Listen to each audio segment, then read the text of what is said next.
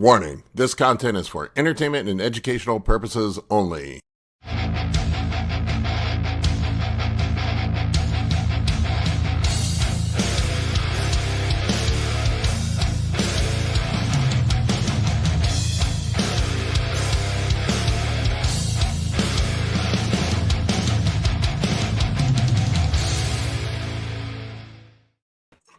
What's up, everybody? Good morning. What's up, everyone? I gotta rep the Commanders gear today. They're playing the Steelers. This area has been invaded by Steelers fans. They are everywhere. Really? Yeah, it's so weird down here because nobody's from here. It seems like half the DMV, as we call it, is from Pennsylvania. So I think there's just as many Steelers fans here as there are Commanders fans. I have to pinch myself, man. It's weird to think that this team is 7-2 because they have been horrible for so damn long. Yeah. It's really a testament to how important a quarterback is. If you can just get a good quarterback, it can really bring a team together. Yeah, a good quarterback makes a big difference. It's so rare that a rookie does that well too. It's fantastic. I mean, he's been crazy. Let's see which one is the real Justin. We've got two. We've got the frozen Justin and the real Justin. What was it? Yeah, it's been surreal having I'm not used to having nice things, and it's like this can't be real. Yeah, this can't be real. They can't be winning games. Although they're short a kicker today, and they kick a lot of field goals. We'll see what happens. Not Natty says some serious first world problems there, Paul. I know. There's Aaron. We got Aaron in. All right, Aaron. Do you follow American football, Aaron, or no? I do a little bit. I actually played a couple of seasons in England, believe it or not. Oh, cool. Well, we'll have to get you on the wagon when you get here in the U.S. I guess you'll have to be a Raiders fan since you're going to be in Las Vegas. Oh, really? Wasn't it? Who was it? The Rams were in L.A., weren't they? That's right. Yeah, they're in L.A. They used to be in St. Louis, and then they were. So was it? What day is it there? It's Sunday there, isn't it? Sunday.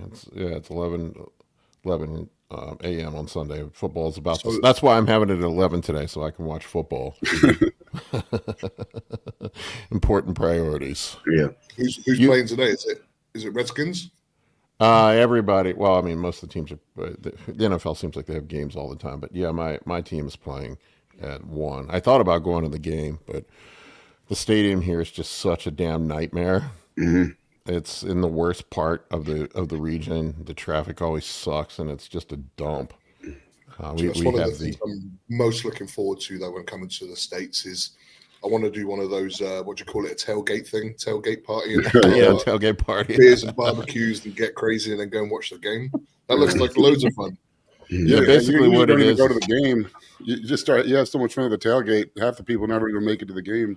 Nope.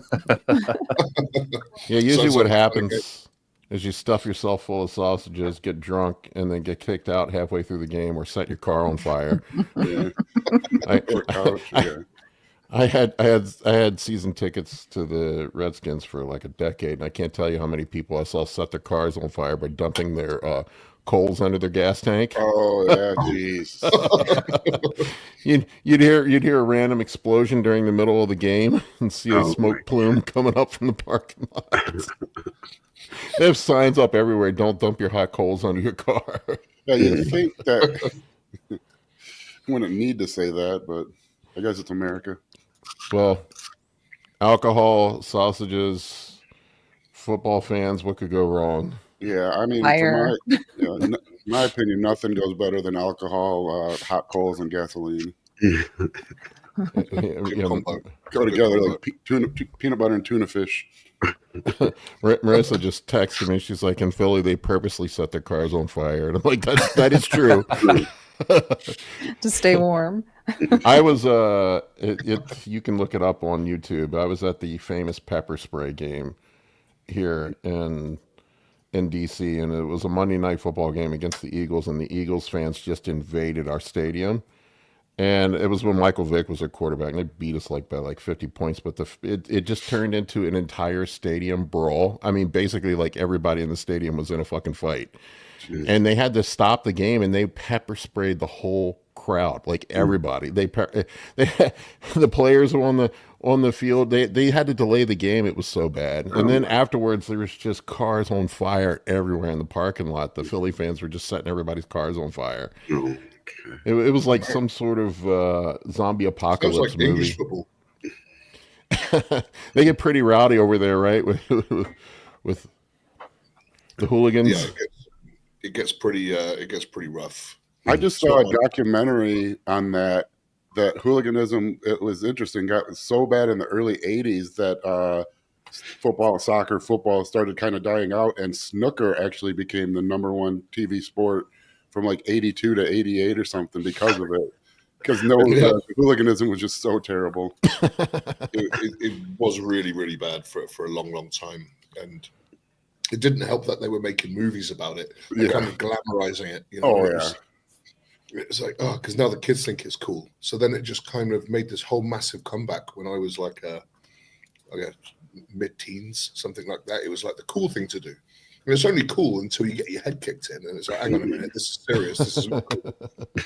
But yeah, and then snooker always makes its massive comeback. Most years, actually. Yeah, it was an interesting documentary. Well, it sounded like the hooligans were the snooker players. I'm sure the documentary played it up, but those guys all seemed like just animals. Drug addicts, partiers, darts players. Yeah. Most of the guys that are involved in sports in England are just the guys from the pub. They want to get juiced up and going out and have a good fight. That's a Chaos and Pain did 2 articles about that in the maybe early 2000s, mid 2000s, about alcohol and sport and strength, and how there's a really, really strong correlation between high alcohol consuming countries and sports and strength sports. It was pretty interesting. You can find them if you search Chaos and Pain. I'm sure Chaos and Pain and alcohol. But it's really, and one of the things they did was one of the Eastern Bloc countries, Romania or something, it was after they really started cracking down on the Olympics on steroids. They were trying every possible thing they could to raise natural test or boost performance. And one of the countries was studying high bolus dose alcohol post lifts, post workout. And the amounts were insane. It was the super heavies were doing up to a half a liter of vodka within 30 minutes following the workout. Oh my God. I mean, just hammered drunk at noon. I'm in training. Health first. You're going to have to upgrade your formulas for the troponin stuff, mate. Yeah, hey, I'm all in. Troponin alcohol. I'm a seed funding. I joined in seed funding for it's called the Third Bev Co. And one of their products is Lade energy drink, and it's an energy drink that's I think it might have Cialis in it, and they're trying to get it. Yeah, it's wild. I don't know how that would ever get passed or through, and it's been 4 years, and they're still in Series B, so I don't think it's ever going to go public. But that's an energy drink I want. Get amped up and have a boner. Oh yeah, walking around the bar, just full salute. What could go wrong? The bar full of people. Yeah. Him buying caffeine, taurine, and Cialis. That's a really good sign. That is a winning formula. Oh man, I love that. I have a true story about Phil. I used to go to all the games. I used to travel and stuff. I've been to a bunch of the other different stadiums, and the Philly fans they're a unique breed of people. I was up there for a game, and I was in my full Redskins garb. Not smart, man. Me and a couple of my buddies. It was actually one of the games where we were winning the game, and I stood up after a touchdown and celebrated, and then sat back down, and I felt like this rain of hot water on the back of me, and I was like, "What the fuck is going on?" And I turned around, and this guy had his crank whipped out and was peeing all over all of us. No. Oh my. That's insane. And then so we called the security over, and the security guy just looks at us. He's like, "What'd you guys expect?" That's insane. We were walking out of the stadium. They lost we lost the game, or we won the game. They lost, and it was just like I wasn't sure if I was going to live making it to my car. Man, people were just throwing stuff at me, and meanwhile, you go down to Tampa or Indianapolis or someplace like that. People are like, "Good game, Yeah, good game, guys." So it's a different world up there. They're brutal in Philly. Are you a Lions fan, Justin? I mean, I guess I'm still too hurt to admit it. I mean, I'm waiting for the implosion. I mean, I've been watching them since I was could watch TV, and they've had one playoff win 30 years ago. So I'm not holding my breath, but it's been fun. I grew up a Redskins fan, so I got ruined, man. I grew up in the 80s, and when they were just winning Super Bowl after Super Bowl, and there's like a 30 for 30 on John Riggins. That's pretty sweet, pretty interesting. He's a cool dude. I know a guy that played with him during that period of time, and he was telling us that he would just go out and get hammered all night long, and then he would be asleep in his car. He just roll up to the practice facility drunk and then just sleep in his car, and they'd have to go wake him up to get him. Have you guys ever see that? I think his name is Graham Benson. He's an interviewer. Do you remember the old Chris Farley interviews where like he had interviewed Paul McCartney on SNL and be like all awkward? Remember when you were with the Beatles? Yeah. Well, that's how this Graham Benson, I think that's his name. That's how he interviews people. But he interviews all these ex-football players, and every time he's blown away that they're not like. They weren't going to church before Sunday games. Everyone, it's like, oh yeah, the week of the Super Bowl, I was out hammered drunk, and we're trying to find some cocaine because we had a game in 4 hours. We need to pick me up, and it's like he's done hundreds of them, and every time he's still blown away, like that these animals are animals. What was the story of Lawrence Taylor? Like he would take methyl tests before the game, and then he had an 8-ball D-ball in his shoulder pad. Yeah. Or not 8-ball D-ball. cocaine. Yeah, not D-ball. Cocaine in his shoulder pad. In the shoulder pad. Oh yeah. You'd see him he talked about it in his bio. He's only tackling with his left shoulder. He's got to preserve this. You'd see him on the sideline. He'd put a towel over his head, and that's what he was doing. Oh my god! Yeah, he talked about it in his biography. It was crazy. It was some of the stuff from like the 80s wrestling too. I don't know, like those guys were insane too. Oh man, what's the life expectancy of a professional wrestler is like age 50 or something absurd. I don't even know if it was that much. Yeah, it's. What's that movie they did with who was it? It's just called The Wrestler with with Mickey Rourke. Iron Claw. It's a good movie. Yeah. I think Mike White the powerlifter. I think he's the drug dealer in that movie, actually. Yeah, in the changing rooms. Yeah. That gives you a proper insight into like real wrestling world. It's a good movie. Where are you from? Me? Yeah, I'm from Michigan. It's north. It's the state that looks like a mitten, like a glove.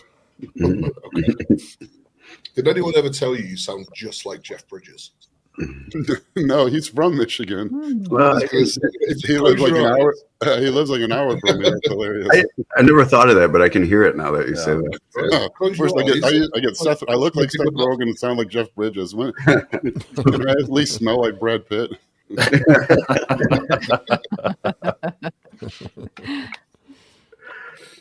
Bodybuilding Brad Pitt. So what do you guys think about this whole Chris Bumstead coming back thing? I think it's probably terrible for his brand and his career, but I love it. Because everyone's been saying for years that he could do well in the open, and he's got to hold back.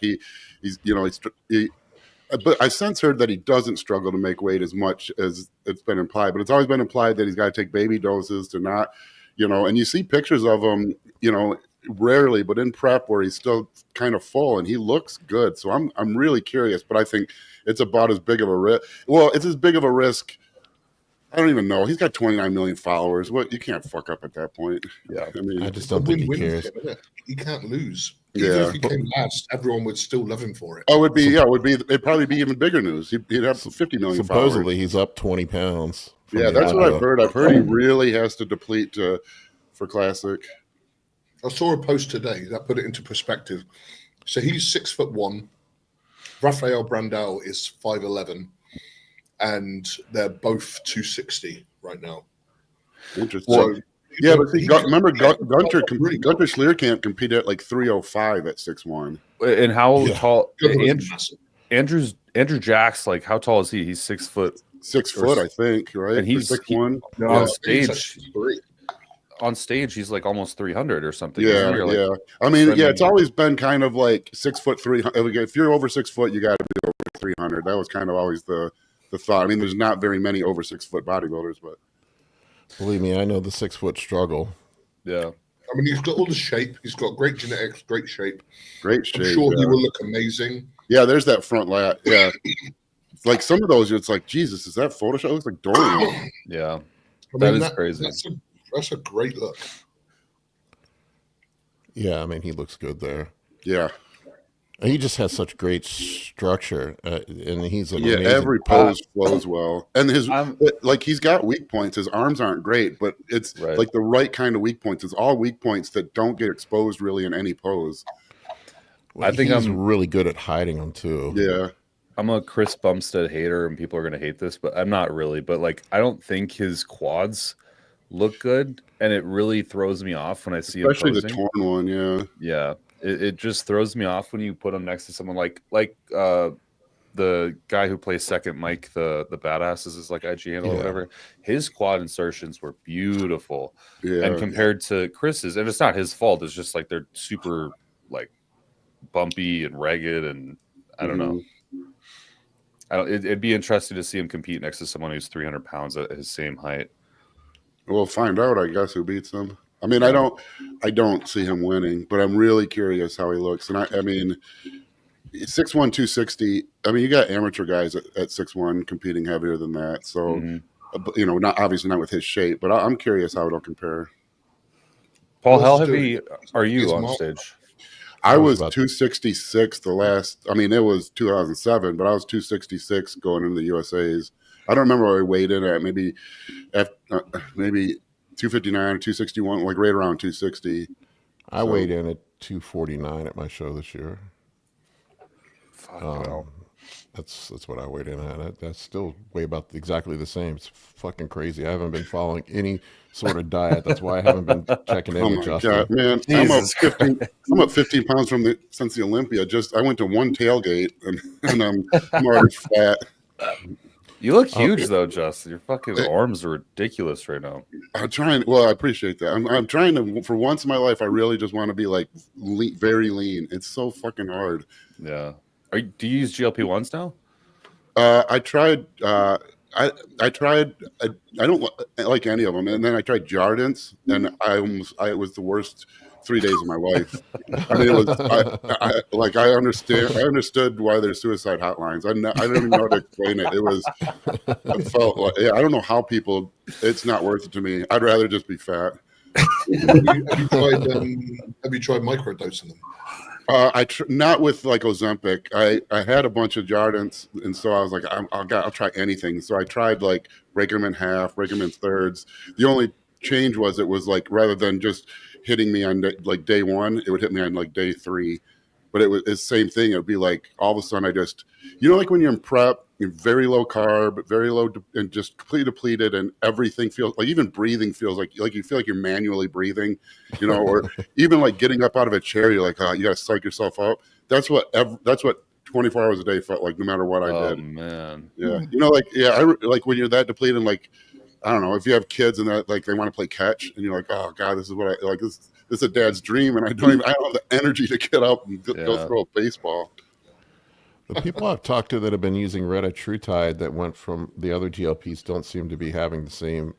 I'm curious where it's going to go with that, because that like exploded. That's all any of my clients are asking about right now. Well, you can blame Chase for that. Yeah, I'm running a microdose of the TERS, and I really like it. Yeah. I've had clients that seems to be. I mean, I don't have a big enough sample size, but the several I have on that have all reported that they tolerate it well. Have you looked at Retatrutide at all, Kurt? I mean, we learned about it. It seems like a better version than the other GLPs. Yeah, it's just interesting because it's a triple action drug. It's a GLP-1, glucagon agonist, and a GIP. Yeah, the glucagon seems to be the biggest difference. Yeah, it was wild when I went through. I made that video about it and looked at the phase 2 trials. That 80% of the people that had fatty liver completely resolved their fatty liver. That's why I think it's so interesting for bodybuilders specifically. That part was nuts, man, to me, the fatty liver part. And I was like wondering like how like with being a glucagon agonist, how people weren't going hypo with it, dumping all your, but evidently the GLP-1 balances it out. Wait, somehow. glucagon agonist? Or is it antagonist? Antagonist, right? Because antagonist, yeah. Glucagon antagonist, right? Yeah. It looks like we're going to find out if it's good because everyone's using it right now. So. There's a few people trying it out now in a sort of growth phase situation as well, and in theory, it should. Is that big in the UK? Every UK client, all in the same check-in, asked me about the same week. I think they all just watch us and we all talk about it at the same time, and then everyone's just like, "Oh fuck." Everyone's like, hey, I'm like, well, give me a second to think about it. I've got 40 responses. It's like came out of nowhere. It seems I'm not sold on off-season use. I just feel like appetite. I mean, it depends on where you're at, but for the big guys, appetite almost always ends up being the limiting factor in the off-season, not the opposite. I mean, the smaller guys for sure, because I think one of the biggest issues early in people's career is just getting too fat in the off-season. You know, but once you're 250 plus on stage, your metabolism is so high, you have so much more freedom with calories. I just don't see it as an off-season product, but I've been wrong many times before. So, Justin, I need you to listen to a girl called her name's Scientific Stitch on Instagram. Have you guys seen this girl? I've started following her. Yeah, I did a live with her. Basically, her claim, and she's fucking brilliant, the smartest person I have ever talked to about exercise science. I talked to her for an hour and 30 minutes, and I could have kept going for 3 more hours. Like, it is crazy. She's all about mechanism. She doesn't like outcomes. She likes mechanism. So she understands basically all the mechanism. But her claim to fame right now is that she claims bulking essentially is not efficacious for muscle growth. And that essentially... I agree with that. It's not. It's only the second stage of protein translation that's needed.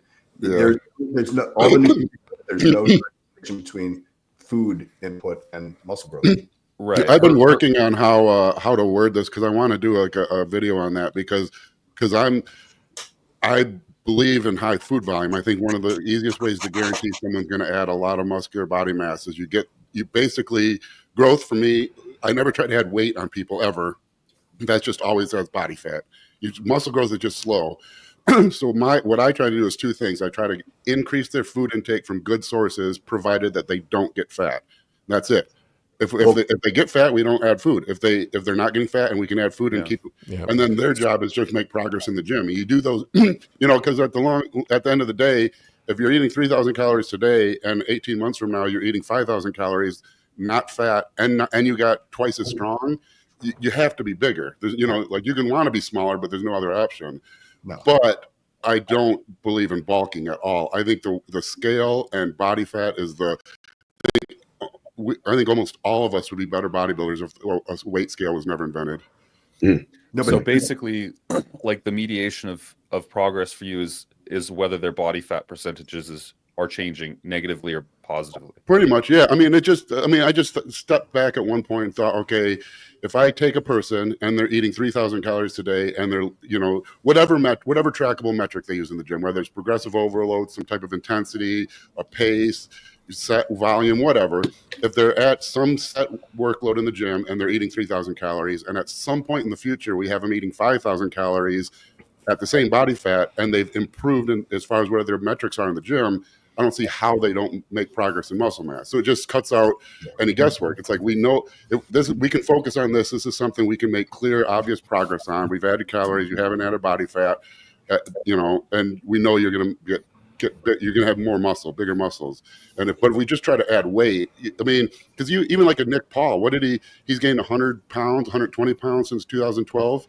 That's 12 years ago. That's 10 pounds a year. It's less than a pound a month. And your weight can change 3 to 5 pounds a day easy, just if you have extra sodium or extra water. So on any given day, your weight fluctuates more than 6 months of muscle growth. So using the scale to track progress for muscle growth is completely useless, because 6 months are wiped out in an instant, whether or not you drank a lot of water or had a lot of sodium or whatever. Sure. Yeah. And Colin, if you think about it, from training alone, the only cause of muscle growth is mechanical transduction. There's no calorie requirement there. That's only in the translation of DNA. That nowhere in the human body does it require energy for mechanical transduction to occur. Right? The 3 pathways from steroids are slightly different, but that's a whole different conversation. The rate limit, so there's several rate limits in muscle growth in humans. But the ultimate rate limit is how many stem cells you have. Can you take a nuclei from a stem cell and apply it to this muscle fiber? So that's why things like growth hormone work as we age, because you run out of stem cells. It's not, but again, that doesn't require, there's nowhere that stem cell proliferation requires calories. Right? Unfortunately, I gained 100 pounds. I never went over single digit body fat. You don't need it. Yeah. That's what wrong. It's like what Justin's saying. Where people go wrong is they look at the total calories, like, well, he's eating 6,000 calories. Yeah, but if your maintenance is 5,800 calories, you're only slightly above it. You're not. That's like, for me, my maintenance is super high. The amount of food I eat is not me in an excess. It's me in a slight excess. If I had 3,000 calories, I'd be 140 pounds. Right. It's like, Justin, who cares about the scale? You can have the look. Getting fat is honestly going to make muscle growth worse. Yeah. You become insulin resistant, and your body's just going to become very efficient at storing fat. The human body doesn't you aromatize estrogen, more estrogen with a higher body fat. I mean, like every marker for go on. Sorry. No, go ahead. That's why I always believe your gear doses should be highest when trying to get leaner. Because it's especially why blood antigens are high, or especially while they're climbing, your rates of muscle growth, muscle protein synthesis is going to be really high, even in a deficit. If your blood antigen levels are sky high, especially climbing, you're going to be building muscle even in a deficit. So you get a double impact where those calories that are going to muscle growth, which is a small amount of calories. I mean, if we're really talking about it. Yeah, but it's calories that it's actually increasing fat loss, because those calories have to be made up somewhere else, and they're going to be made up from lost fat. Yeah, and like Justin said before, because people argue this all the time, but it's not correct. As a muscle fiber gets bigger, a muscle fiber has to get stronger. A muscle fiber only produces force. That's what a muscle fiber does in its most simple way. If you're bigger, you're stronger. Now that doesn't mean that doesn't mean through your training that you're constantly hitting PRs, because a lot of bodybuilders don't train that way. But you're definitely stronger. You're stronger now than you were with 50 pounds ago. Right. Whether you train that way or not, you have to be. You can't get bigger without getting stronger. It's not on like an equal. It's not on like this like scale. Like every pound increases your bench press by 10 pounds or something. But you have to.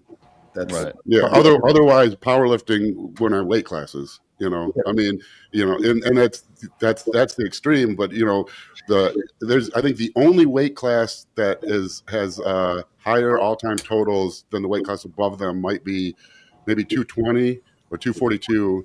The all-time world record might be higher at 220 than 240. But every across the board, other than that, you go up a weight class, let's go up. Okay, that's really interesting. Another thing that she's gotten a lot of flack for is talking about that the mechanisms to hypertrophy are very simple, and in fact, it's just the fact of tension as opposed to you have 3 other mechanisms through steroids or hormones, we could say. Correct. Yeah. So you have mechanical transduction that is only from exercise. Then through steroids, you have P13K, you have which is like mTOR, you have the androgen receptor, and you have IGF-1 receptor.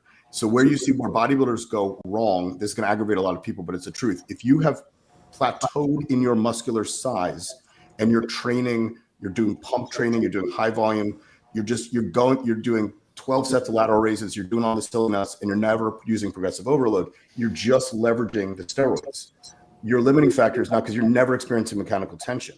So that the only way you're going to get past that plateau is either increase the drug load or actually start training correctly and get bigger. That's why Dorian Yates was probably one of the biggest guys ever, because he did both. He leveraged the drugs correctly and he leveraged his training correctly, right? So I would say guys like Flex Wheeler would have been bigger if he actually trained correctly. I hate to say that, but you watch these guys curling the 30-pound dumbbells on a ton of gear. That's his genetics allow him to get bigger, and that's the steroids growing it. That's not the weights. I think that's the big problem, though, is because there are certain people with such amazing genetics, like a Flex Wheeler, who get so much adaptation from the non-tensile strength aspect, from the two other aspects that people can, and then also the people who don't get much from that and are really interested in bodybuilding are going to have to focus on the strength aspect, the training aspect. And so you get the case where you can be like, well, you know, all these top bodybuilders don't lift heavy, and all these guys that lift really, really heavy aren't the best bodybuilders. But it's really a secondary mechanism where the guys who don't get the two other responses very, very highly, like a Flex Wheeler, have to try to make up for it by through training and getting very strong. But if you take someone who's got the great genetics and they train and they get brutally strong, you get a Ronnie Coleman. Mm-hmm. So the part that confuses me, though, and which is hard because she's also claiming that muscle damage is counterintuitive to muscle growth because of the inflammatory response, which I agree with. But then how do you equate adequate tension without a surplus of damage? So damage tends to occur in the negative. So when you stretch a muscle, basically you open the ion channels up and calcium floods in, and that can cause damage. That also causes fatigue. That's what you ever want to force. Yeah. That's correct. I mean, I hate to say this. This is the case with steroids, case of food, case of training. We understand these mechanisms. These are known. We're not living in the 1970s where we didn't know the androgen receptor existed. These are known. Just because people don't understand them doesn't mean they don't exist, right? I'm not a physicist. There's lots of stuff that Justin knows and understands. I don't understand. It doesn't mean gravity is not real, right? Unfortunately, you don't have to believe in mechanical tension, but you're wrong. It is what causes muscle growth. The pump is counterintuitive as well because you're now flooding the muscle with all sorts of metabolites that irritate the muscle. You don't want to pump. You know, I think you can apply it's the genetics, and you can look at all other sports. Like we were talking about Lawrence Taylor. You know, you can think, you know, like a guy like that can get away with so much more. You know, that you can start to think that maybe practicing doesn't matter that much, or that, you know, but when you get someone who's got elite genetics for their position in a sport and they put in the work, you get like a Tom Brady. You know, it's just that like the elite level genetics are so high. You know, you look like basketball, like someone like a LeBron James, you know, even though obviously practicing and, you know, these secondary things are going to improve basketball, my natural genetic gifts for basketball are so much lower than his. There's no way I can make up for it. You know, it's kind of like, it's like that. Some people's just, their genetic gifts for response to gear and things like that are just so incredibly high that they can get away with getting minimal, you know, stimulus from the heavy lifting. But if you take someone who's got that and they train hard, you get like a Ronnie Coleman. Kai Green was very strong. Jay Cutler was even really strong, you know. Yeah. That's all I'm saying. It's not that you can't grow with the just drugs. Clearly, that Big Basin proved that. These guys 600 milligrams testosterone, they sit on the couch. You're just leveraging those 3 anabolic pathways. You're not using mechanical tension, but their growth would be super limited. They didn't continue to grow as they stayed on 600 milligrams test. And you see that with bodybuilders. If they don't train properly, they'll reach the maximum size, and that's as big as they'll get if they just keep doing bullshit in the gym. Right? Gyms are loaded with guys that don't know how to train that do anabolics. Actually, Brandon Curry is a perfect case study for that, because Brandon Curry was known as not a heavy lifter, not a hard trainer. You know, I mean, I remember hearing stories that he would do like 1-arm rows with the 40-pound dumbbells, but then Oxygen Gym gets him, and what happened? He's over there and he's forced to train hard. And if anyone remembers that photo of it's like a rear lat or a rear double bi next to Kai Green. Yeah. He went from that to at his best, and that was the difference when he added that third component. But it didn't mean he wasn't a really good bodybuilder without it, because his genetics were just so above most people. Yeah. So this is where, interestingly, you have to ask, like, where did all of these people proclaiming stretch-mediated hypertrophy is the thing, right? Like the Team Full ROM, like RP running. Well, it depends on the muscle. Certain muscles benefit from full stretch and others don't, right? Like your chest, your hamstrings, your quads, triceps don't. Like, it just depends on the structure the muscle has inserted. It doesn't mean full range of motion is needed for all things. Triceps actually benefit more from a partial, right? Lats, the same with the lats. If you do a pull up, the very top of it's actually your chest. Yeah, you're not. Your back. So it's like your lats in this motion don't, but in this motion they do.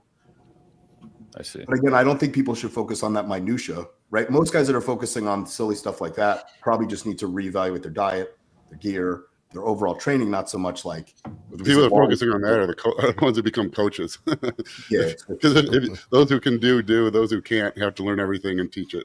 Yeah, like mechanical tensions, it's not a thermostat. It's on. It's been experienced or it hasn't been experienced. It's not like every set you do, you get more mechanical tension. Once that electrical signal's there, it's there. You can't get more. In fact, every set you do that goes down, not more. Like if you look at chart, you know, by the time you get to 5 sets, the growth you're getting is less and less and less. You're almost at nothing at that point. Right. You know, I think that's where I'm glad you said 5 sets. I always use the argument for why more training isn't better, and I say if you take someone who's never trained a day in their life and you have them start doing one exercise for 1 set for chest, they're going to grow obviously more than not doing anything. If you can be pretty confident saying that if I have them do 2 sets, they're going to get more accelerated growth than 1. And if you get to 3, 4, and I say by the time you get to 5 sets, can you on your mother's life? Can you guarantee that if you have them do a 6th set for each body part, they will absolutely 100% of the time grow faster than doing 5 sets? And if you're wrong, your mother dies. And I think people, you look at it that way, people are like, holy shit, I don't know that I can guarantee that. Why am I doing 20 sets? Remember they did that German volume training thing where they were showing it didn't do anything. And they had the one group do the 5 sets and they had the one group do the standard 10. And the 5-set group grew twice as much as the 10-set group. You know? Yeah, after a certain point, you're really just increasing the recovery workload that you have to. I think almost all of us, anyone who trains hard, and that's the hard one, because I've trained with a lot of people who say they train hard who don't train hard, and so hard is obviously subjective. But if you train hard, I think all of us are doing more workload than our nutrition can fully cover and grow from. You know, I think all of us are already training to a level where the training is not our limiting factor. It's the peripheral stuff. It's are we supplying them enough nutrients to recover and grow from it properly, rest, whatever. I think that's where one of the things like people, I do think young guys get confused about. They do think that, and this is like one of my pet peeves, is like guys get obsessed with the weight on the end of the bar. And it's like, I don't think they understand how leverage and momentum and things like that play into it as well. So like, I can take a 150-pound dumbbell and heave it around on rows, and I'm not actually getting more mechanical tension than I would if I used the 100 Yeah, pounds. that's the difference between, if you're lifting more weight because the muscle got stronger, or are you moving more weight through space because you've improved your mechanical leverage? Right. You know, and it's tricky because some movements you can't bypass the fact that if you got stronger, the muscle got stronger. Like a deadlift. I'm not saying deadlift's a great bodybuilding movement, but it's an easy for this case. It's easy to look at, because the only way you're going to get maximally strong in a deadlift is if you make basically your lumbar and you bend back in your glutes the prime mover. If you make your hamstrings the prime mover, you're not going to be maximally strong. So to get strong in a deadlift, you're kind of forced to use the correct muscles.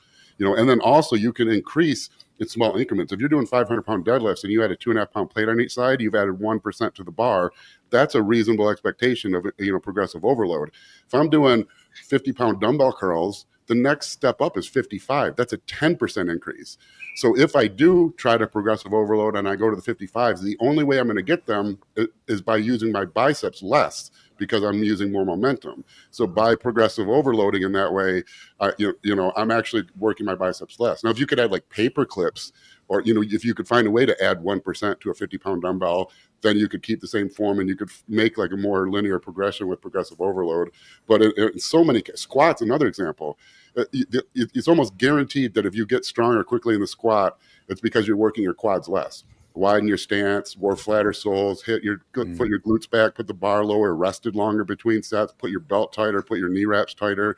There's so many things that are, it's almost to where it's far harder to get stronger in the squat by making your quads stronger than it is just to become better mechanically leveraged. And so, like, especially young kids, it's so hard for them to differentiate between getting stronger in a movement or making a muscle stronger. Getting stronger in movement means you were just able to move a weight through space better, regardless of what muscles are working. Making a muscle stronger is totally different, and the movement is just a tool to activate that. That's Absolutely. The jujitsu of lifting weights that drives 100%. Me nuts with young guys. I remember Dante Trudel telling me this a long time ago when he worked with me. He's like, "Did you get better at cheating?" or did you actually progress? Yeah, it's good. That was always his thing. He was a stickler for like having the exact same parameters for how you move the weight, like the form, the time, the time, that you spent on the positive and the negative, all of it had to be exactly the same. You had to control all of that and then progress the weight from there. He's who I learned from to like actually when I'm tracking the weight I'm lifting to like track how I set up the movement to, like if it's a bench or a mechanical movement where I can change the machine, like note where I put the machine at what points and where I placed my feet and like take those notes because you can replicate them the next time. And it's like actually a really effective trick. I'm pretty sure he is an engineer. Recorded a real. Yeah, Dante. Well, I don't know if he got his degree, but he was definitely an engineering student. It's like failure too, Justin. It's like you can't work past failure. There's no such thing. What most guys do is they change their leverage, right? Like, or you get a spotter. You're not now at all. You can't go over 100%. Once you failed, it's failure. By changing the leverage, like he's saying, now you're just using other muscles to move it. That's how I generally judge failures. Once you start shifting your position, like on a preacher curl, once you start leaning more forward, you've already failed. Now you're just making it easier. Yeah, and there also seems to be some pretty compelling evidence now that you might be better off leaving a rep in the tank because of the recovery demands and the muscle injury that it causes. Yeah. You can see the curve, like on the studies, you can see the curve where it flattens out about 1 rep in reserve, 1 to 2. I don't remember exactly, but. Only reason why I don't recommend that because most guys don't know what failure is. Yeah, they don't know what failure is. Unless you've trained hard before, how do you tell someone leave 2 reps in reserve? What does that even mean? You see it. Yeah, people all the time. You're like do 15, they do 15, and they stop. Like, well, you all know if you get the leg press loaded up, if you get somebody there screaming at you, you can do like 5-6 more reps than you think you can. That's the Dante trick, right? So he says, you want to know what failure is? He says, get into a leg press. Pick a weight that you think you can do 12 reps with, and then do 30 without stopping. Yeah. And then you'll figure out what failure really feels like when you have to drag yourself there. You learn too. Like a Widowmaker on squats, you pick a weight, you can do 12 reps. It's a 5-minute set. You get to 12 reps, and that's a struggle. Then you stand there for 10 seconds, you get 1 more rep. You stand there stuck in air for forever, and you just keep going and going, and you'll get to 20. But I mean, that's true failure, but there's no way you can build a workout around that because that one set, you're done. That's just purely a test, and it's just test yourself that one time. But I've had a fair few conversations with a lot of the guys over at the Olympia, and do you know what the one common conversation talking about training and what's been the biggest deciding factor in people's progress over the last couple of years? And everyone had exactly the same story. Logbook. I'm lifting way less weight. I'm just lifting it better. So everyone's just moving way more towards accuracy. They're leaving the big weights behind. I wish that was worded better though, because like young guys will hear that and they just hear less weight. They're not. They're moving less weight through space, but they're putting more load on the correct muscle. Yeah. You got to make, if you're going from 5 plates to 2 plates, that 2 plates better still feel like 5 plates. Yeah. But directed in the proper way. Yeah. But the mechanical tension that you're actually experiencing is probably more because you've improved your form and your technique. For sure. I would have guessed the answer was Increlux, but I guess. That's it. What's your guys' opinion on frequency? Leveraging as much frequency? That's what I was going to ask as well, because it's like, okay, so if the goal is absolute tension, then how many times can we apply a tension within a given unit of time without causing damage, right? As much as you can recover from, I guess. But that would imply damage. I had my best progress over the last. That's where the programming comes into play. Very careful programming, but that's worked for me massively this year. It's probably in the volume, how many sets you're doing. Right? I had my best progress of my life over the last few years, training everything twice a week. But you brought the volume down each session, though. I do this, though. I do more of an RP style training where I progress the volume over. Well, I haven't been lately. I've been doing flat volume where I would progress the volume over the blocks, and then I would push the weights up on the next block and then progress the volume again. So it's still progressive overload. So like I'd start off with maybe 2 sets an exercise at let's say at 100 pounds, and then the next, I'd progress that up to 5 over a 5-week block, and then the next block we'd reset, go up to 110 pounds, progress that up. And I really like one of the things I did too, because I just kept getting hurt. That's another problem. Sometimes you just get so damn strong that I was inclining like in my 30s, early 30s, I was inclining 405. Like how much more are you going to go past that, right? Without getting hurt. Adding a rep though feels progressive overload. Adding a set is not. So you can you know what I mean? You don't have to go up in weight necessarily. Sure. I do a little more volume than most people do, and it's really has helped me. I don't know. Well, the other thing you have is, and I'm not an expert in this. It's not my area of interest, so I might say some things incorrectly. But sarcoplasmic growth, the majority of your muscle is non-contractile tissue. The problem is that's probably also the part of the muscle that you can affect the least as far as overall growth. But there is going to be some adaptation, capillary density, your blood, more blood volume to the area, your blood vessels increase in diameter. And so if the majority of your muscle is non-contractile tissue, there is some adaptation there, but it's also probably even more genetically linked to what kind of progress you can make there. And then clearly I would have to assume that the sarcoplasmic aspect is much more able to be adapted or affected than the myofibrillar.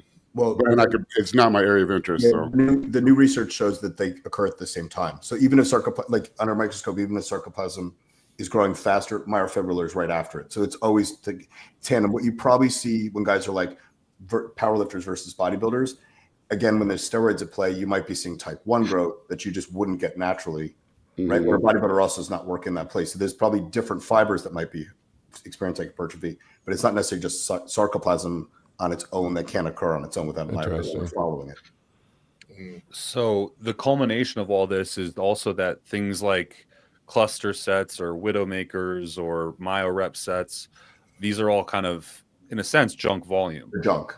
They don't. There's no extra growth that comes from any modifier that you wouldn't get from a straight set to failure. Now, but I think even that, I think you can. You're not talking about drugs. Like that's where it gets confusing, right? Because drugs you're talking about 3 separate pathways. You're not talking about from a pure exercise point of view. Drop sets, rest pause, myo reps. None of them will produce more growth than a straight set. I think the other thing. Sorry, go on, Justin. No, you can go ahead. I was just going to say they're great tools to be able to use in certain situations. Like, for instance, we're talking earlier about people not being able to train to failure. They don't know what that feels like. Asking someone to do that in a straight set is very difficult. You ask someone to do that in a rest pause or a myo set, they will get way closer to failure because they have those little breaks along the way. It's a great way to achieve things like that. Or efficiency of timing within training, getting your training more compressed, so you still end up with that same amount of sort of stimulus across the session, but within way less time. So they have their place. But yeah, essentially, if you've got the time, a good old straight set is going to win most of the time. Yeah. And I also think that it might be junk volume in that it's not directly contributing to muscle growth, but I think there's some indirect aspect where even hard gainers, people who are trying to gain weight, if you actually view their body fat, their off-season body fat is going to be higher than like a Nick Walker or these professional bodybuilders that walk around in very good condition year-round. And then junk volume does burn calories, which gives you a little bit more buffer, because I think for the vast majority of bodybuilders, the issue is, and you can go to any contest where no one's in actual contest shape, the biggest issue for competitive physique competitors is body fat, really. Everyone worries about muscle mass, but there's like 20 mass monsters on Earth. That's it, and so we're all like focused on that. And that is obviously what the elite part of bodybuilding is. But you go to any state level show and it's conditioning that wins the show always. No one's winning on mass at the state level. And so anything that can help keep you leaner throughout the year, even if it's junk volume, as long as it's not directly inhibiting growth, I think has some net positive. Yeah, I wouldn't disagree with using it for stuff like that. From a pure it's not doing anything. But I heard Arnold. If I'm going for 6 reps and I don't hit, let's say I hit 4, I might reduce the load and get another reps out. There are places where you can utilize it, but I think what you see like the young broccoli head kids do, it's like superset and stuff and constant drop sets, like that's just garbage. All they're doing is creating fatigue.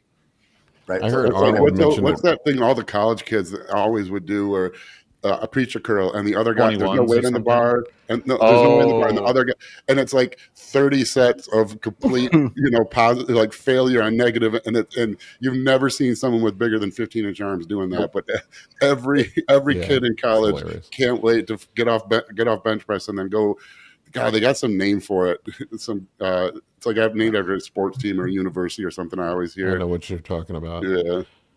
I remember Arnold, it was recently, he said, it was funny because he talked about the 70s, how they didn't do cardio back then. He said if we wanted to get in shape, we just lifted weights more. But that's what they did back then. They would lift for like 2-3 hours instead of doing Twice a cardio. day, Yeah. Seems to be coming back now. I think Martin's started off a new trend again of no cardio, right? No cardio. Yeah, Martin doesn't do cardio, right? that goes through that. That's so cyclical because Meadows, if you guys remember around 2015, 2014, it was the no cardio phase too. Every client, I want to, so here's a show I want to do, but I want to try that no cardio thing. I'm like, yeah, me too. That's awesome. But you've never been in shape before, so let's worry about that first. Maybe that's how I get by with such little cardio, because like You have higher volume. during prep, I'm in, if I do my posing and everything, I'm in the gym for 2 hours, sometimes 2.5. So we can kind of therefore induce two things: that intensity techniques aren't directly going to benefit muscle growth, but that also excess volume isn't necessarily benefiting muscle growth. It's just more so mediating metabolic rate. Yeah, sure. Yeah. That sounds like a fair like that. assessment. I just think when guys are new, they focus too much on that kind of stuff. Like they should just learn how to lift. Yeah. Everyone focuses on more training. It's like, try to tell the young guys, it's like, look, none of us hate going to the gym.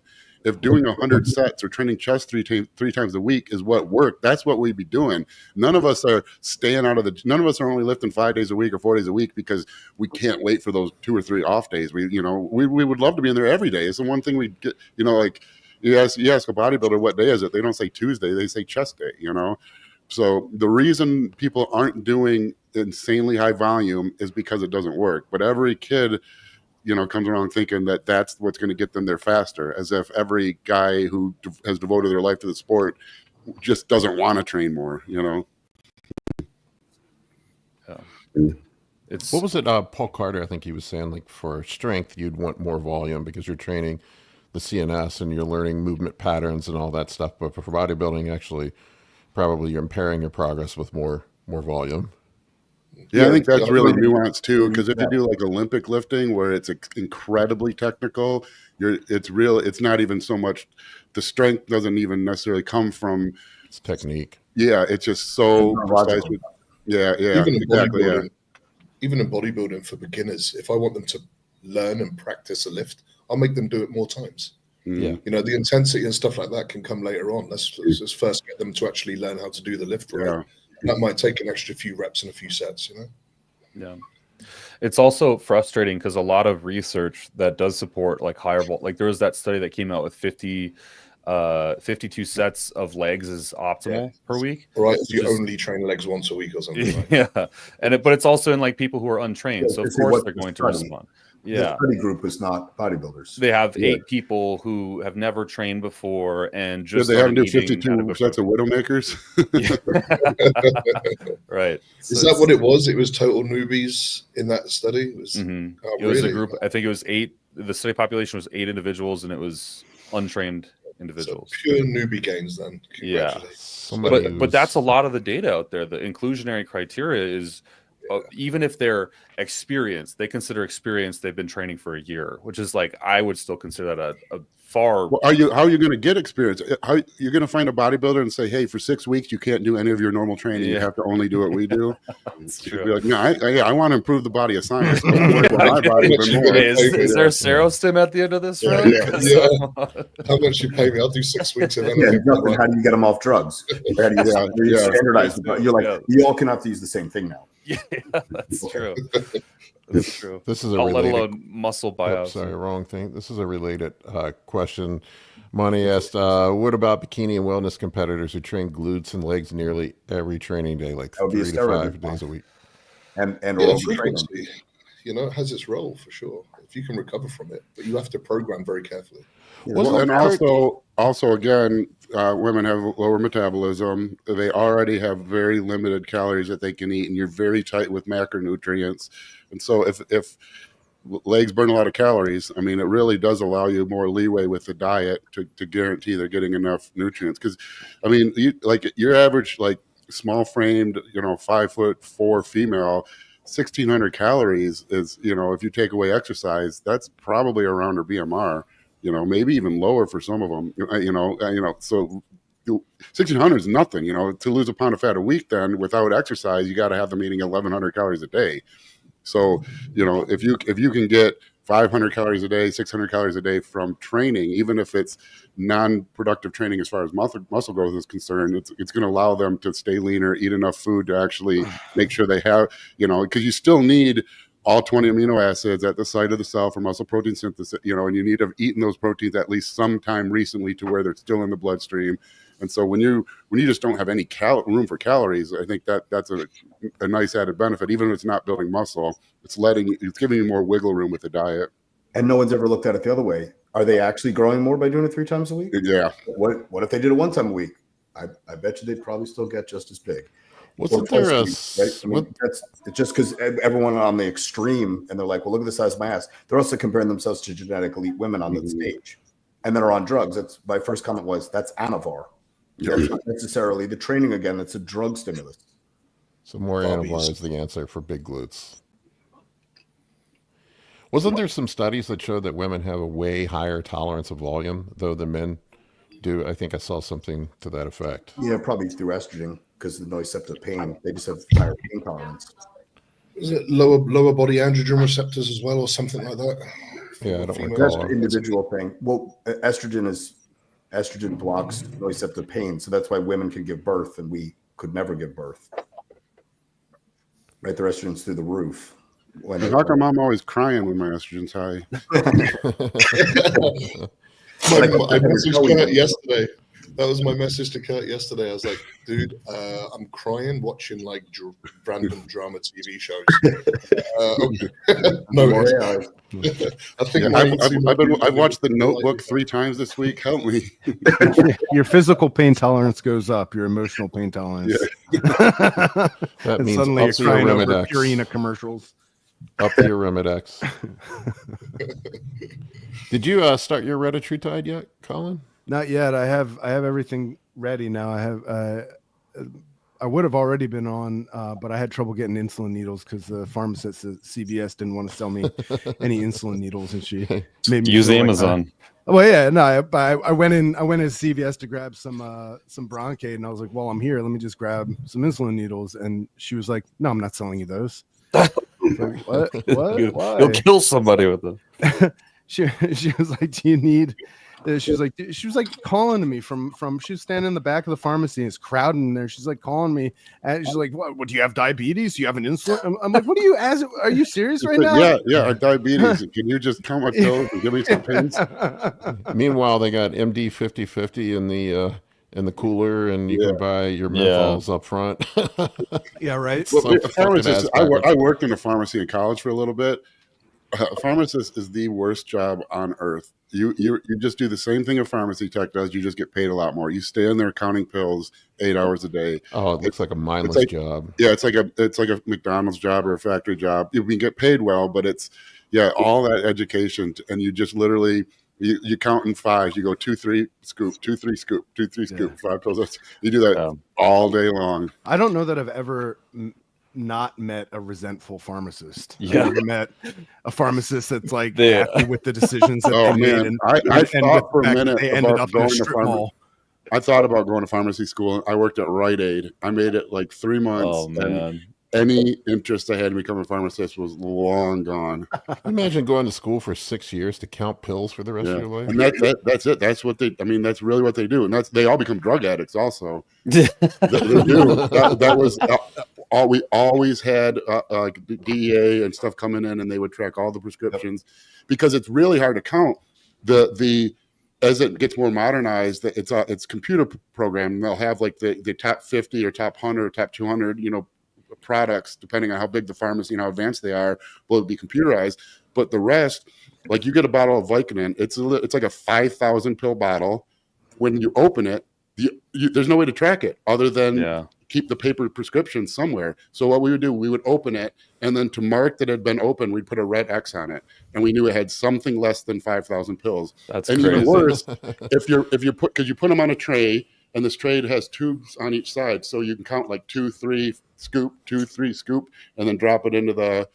But if one falls on the floor, you can't pick a pill off the floor and give it to someone to put in their mouth. So you have to put that in a separate. Like if you get to overflow pill, and then like once a week you take that big empty bottle and you just go to the bathroom and dump it in the toilet, or dump it in your hands. So but yes, all these Xanax ended up on the floor. Yeah. And that would I mean, it was a very, very obvious distinction that the drugs that affected, that caused some level of euphoria, happened to fall on the floor much more often. Antibiotics were never on the floor. I wish some Serostim would fall on the floor. That's crazy. I'd pick that up. Oh my God, I had everybody stirred up this week with the pharma versus generic HGH. I had to shut the comments down on the video I put up. It was so hostile. It was like team pharma versus team generic. I'm like, I don't give a fuck what HGH you take, man. Just whatever, man. Oh man, what a time to be alive, though. I remember a time where just any GH was a miracle to come across, and you needed to be a millionaire to afford it. Yeah, you hope it wasn't HCG after you paid $500. Would you guys remember? You guys probably don't. Around 2000, there was a ton of already liquid growth hormone. It was like Nutropin. Yeah, I remember this. It was Craig Titus taking his used growth hormone, putting insulin in the vial, and selling it across the country. And everyone would be like, dude, this stuff is so strong. I go hypo every time I take it. Oh my God. There's we won't mention his name, but there's a certain the guy has a big YouTube channel that went to jail for selling people HCG instead of growth hormones. Oh my God. I remember like some of the guys were doing GHRP6. I mean, that's easy to tell though. Like you inject that and you get hungry. Like right away. God, like, you better be near food. But then that was also people thinking like, "Oh, this is real GH because my hunger's ramping up." But, but like because I would get all these suppliers sending me samples, and like so, I would start testing the samples, and when I get one and you get hungry, I'm like, "This is GHRP6. Why are you trying to hawk this off as HGH?" They would be like, "No." I'm like, "No, I know what GHRP6." Yeah, that was a big thing in the mid to like 2010 to 2015 or 2018. I don't remember. That was a big problem. You really don't see fake anymore. You can debate the quality of it because it's so easy. Like Justin was saying, it used to be really hard, so people would try to fake things. Now it's so easy to get the real stuff. Right? Yeah, once there's a system, a pharmaceutical system in a country like China set up and distributing worldwide, it's hard. It's more work to put some inert freeze-dried powder in a vacuum-sealed bottle than just get the stuff from China. Yeah, it's not worth faking it anymore because the real stuff is easy to get and it's cost-effective now, so it's not even worth the fake. Fucking those Chinese labs have Instagram ads now. I see them all the fucking time. Don't ever click on one because then your algorithm is just actually you do click on them because your algorithm really. You gotta find the best deal. It's like who's giving me the best offer. So, what can you do for me? Sell me. There was that podcast with Janowick too, and he was talking about he's never received a generic kit of growth hormone that didn't have growth hormone in it, which I thought was really interesting because he's likely received thousands. I'm finding because clients always send me their tested samples. I'm finding them they're all overdosed, almost all. Mm-hmm. I think most of the Chinese stuff now. I mean, it's probably either 3 milligram or 5 milligram, which is roughly like 10 IU. Because what's it like? Because I think because IU is I hate we use IUs. It's not IU is a volume. 3 point. It's a volume. Yeah. So 1 milligram is 3 units. And that came from Sarcoplasmic giving you was it like 18 IU for 6 milligrams? Yeah, or something. Yeah. And so, but I'm seeing like all these all all the Chinese stuff seems to be testing out at like 5 milligrams, like 50. Mhm. I just had a client tested it was 16.67 IU. Wow. Yeah. That's sick. The reason why bodybuilders don't, the reason why scientists don't use IUs for growth hormone is because it's just administered by the milligram. The dilution changes the units, right? Like Serostim, you only have to dilute a bottle of Serostim with 0.5 mLs of water. Yeah. Like it's only the generic stuff that you really should fully dilute because it's got all those fillers in it, always lumps. But like, if you ever tried like even some of the better generics, if you try to dilute them with less, and you'll get like a lump in your stomach that doesn't go away. Yeah. What's your minimum dilution for generics that you recommend? Like I would one match it to the milliliter milligram. per 10 use. If it's 6 milligrams, it should be 1.8 mLs. If it's 5, then 1. I would just go like that. A mil per one. I usually do when I was doing a kit a day. I haven't for a while now, but or a vial a day. I would just do half an ml, and that worked okay. But like Kurt said, it did feel. Now that you mentioned, it did feel like. Well, if you pressurize, so if you fill that, and if you pressurize with like a full 3 mLs of air, the pressure will help get into solution better.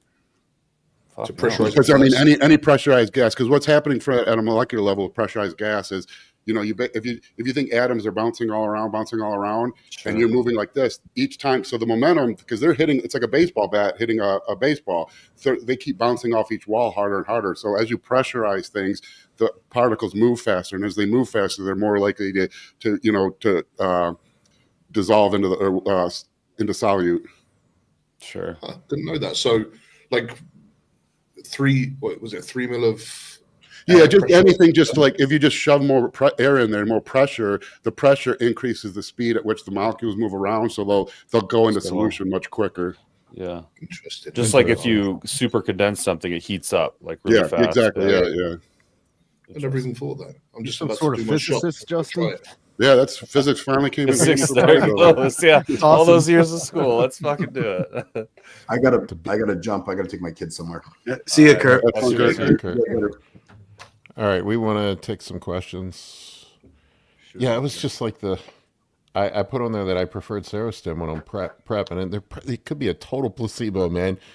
But I felt like I looked fuller and I looked better when I used Serostim versus the generics. And maybe it's the mannitol that's in the generics that were just flattening me out. I don't know, but oh my God, everybody lost their goddamn mind. Dude, one thing I've learned from posting more YouTube videos and getting, like regular videos that get like 100K views is there are some fucking psychopaths online, man. Like they are some fucking crazy people.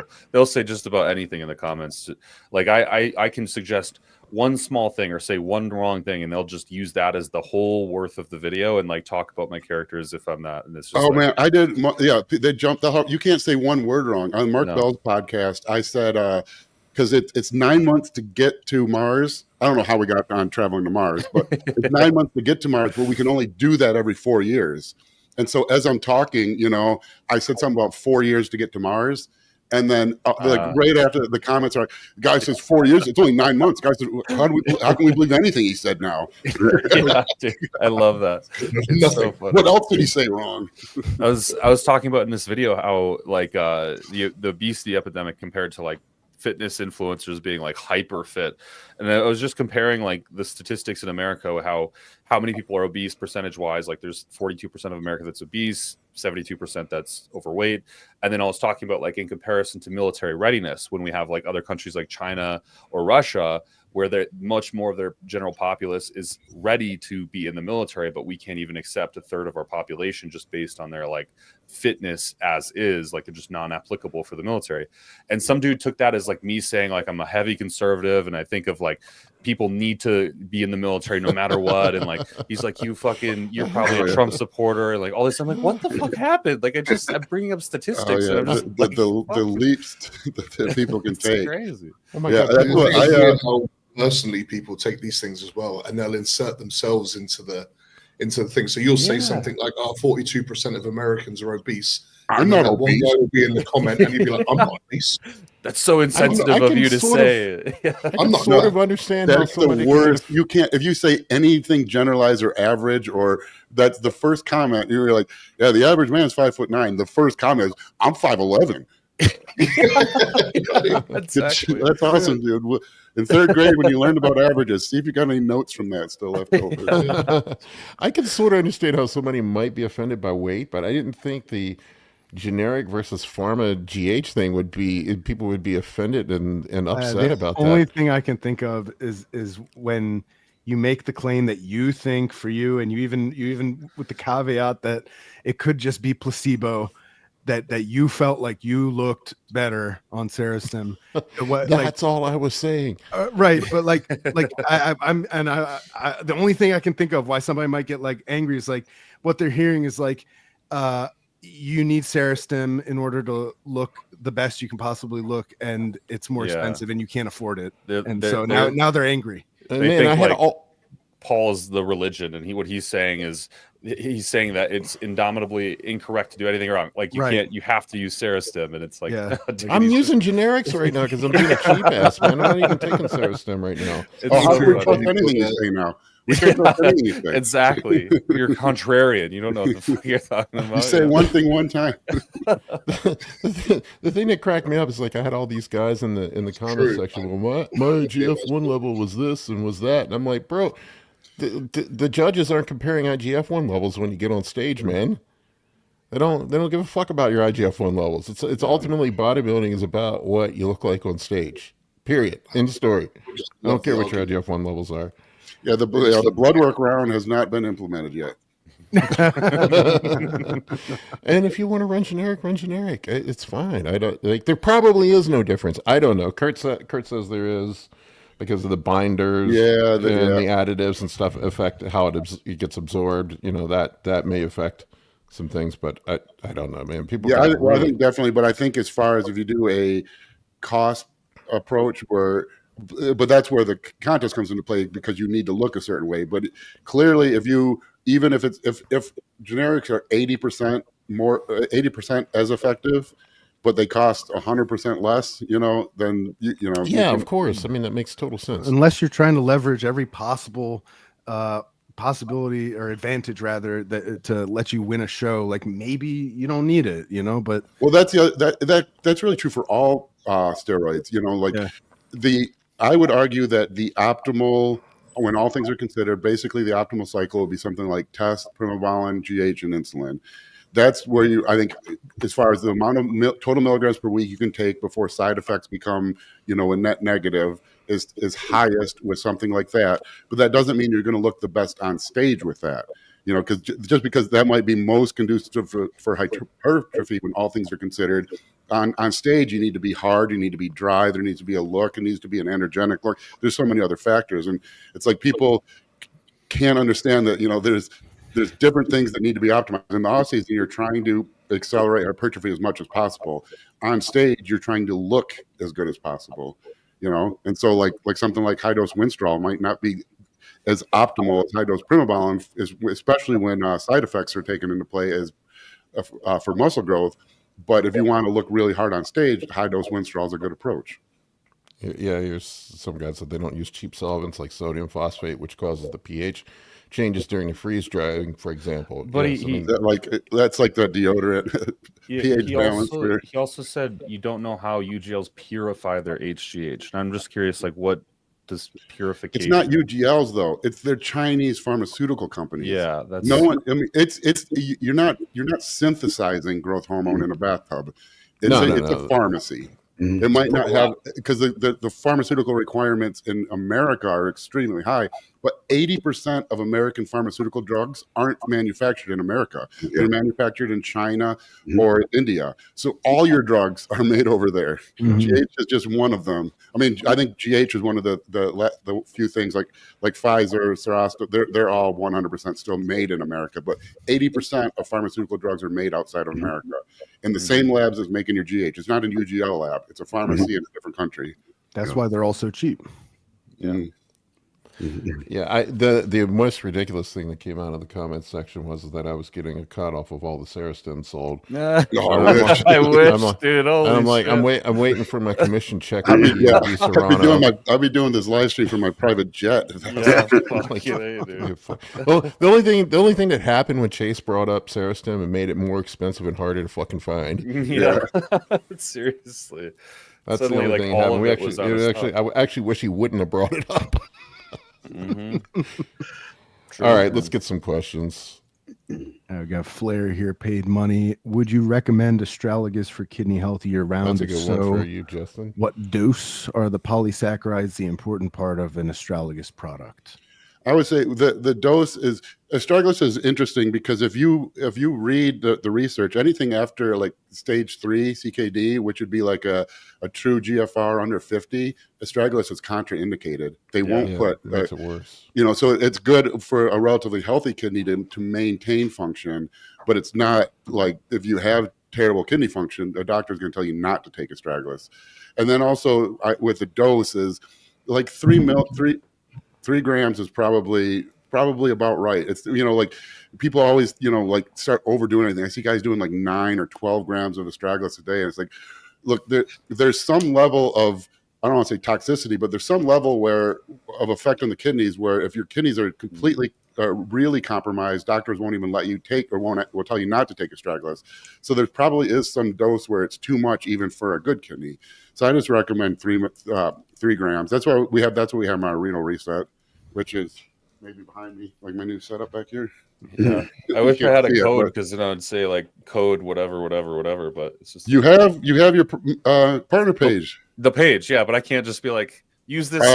I used to have I can make you a QR code, then you can flash it on the screen. Well, it's just if you go to Troponin supplement, it's a long one. It's like / all products, then your name.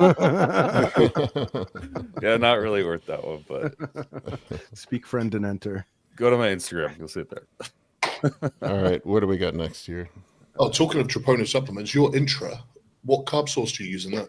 Highly branched cyclodextrin. We use highly branched cyclodextrins, but not 100%. We have 25 grams of carbs per serving. 20 of them are high molecular weight carbohydrates, highly branched cyclodextrins, and 5 grams of them are dextrose, glucose. And the reason is dumping syndrome. High molecular weight carbs are great, but the osmolarity gets so low that if you've ever taken a lot of highly branched cyclodextrins, it goes through the gut into the small intestine so fast and pulls so much water with it that you get the aptly named dumping syndrome. And so what we do is we dilute it basically with like 20% higher molecular weight carbs, like just straight glucose, to avoid dumping syndrome. So with ours, you can take even like 4 scoops, 100 grams of carbs with it and not have to worry about dumping syndrome. Dumping syndrome, aka known as shit your pants. What's that? I get quite gassy if I do 50 grams of just cyclic dextrin. Yeah, that's why. Yeah, and even worse, if you be happy you get gas, sometimes you get diarrhea. But that's why you shouldn't get it with ours. If you try ours, well, we ship over there. Well, if you email me, I'll get you the best shipping rate. But I'm going to be stateside in a minute, mate. I'll just order. Yeah. Oh yeah, that's right. Yeah, that's right. But yeah, it's you can order. We do ship. We just don't have it right on the website because you guys get railroaded on shipping. Because I have a lot of UK clients. So what we do is if anyone emails me or goes to the contact us page, I mean, we could put it just on there, but you're going to get killed with shipping. I really try to work with people, but we will tell us your order and we'll source the cheapest shipping. A lot of times we're saving guys like $30 on shipping. Wow. Yeah, it's pretty brutal. Well, Aaron's in Thailand. That's the big problem. He's not in. Yeah. So it's like whenever anything comes to the importing, and they'll just fucking wreck you no matter what.